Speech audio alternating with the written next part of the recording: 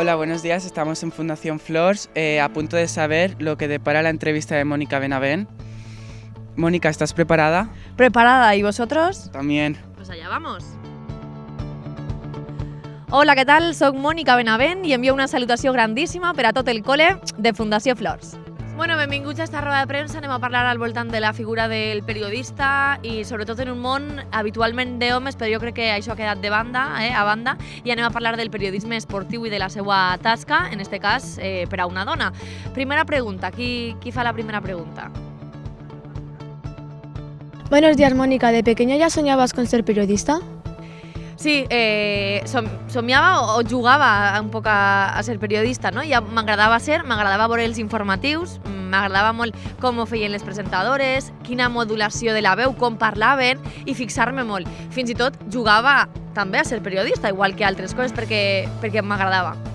No tan periodista deportiva, això va vindre després, però sí que somiava ser periodista.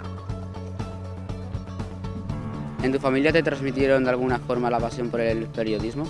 El periodisme és molt difícil perquè ser periodista i acabar treballant en un mitjà de comunicació nacional costa molt. Així tenim l'ajuda de que està el Villarreal, de que és un club que està, esperem, per molt de temps en primera i que t'ajuda a tindre una repercussió, jo diria, europea i també nacional, perquè en competicions europees ja era més fàcil trobar-hi aquest espai. Però si no és molt difícil poder tindre una feina, jo diria, correcta, amb un sou per a poder viure i vivint del periodisme. Però també és veritat que he de dir que tinc un tio que treballa a Madrid, que és el padre Vicente Mundina, que ha treballat en la ràdio molts anys i que sí tenia aquesta...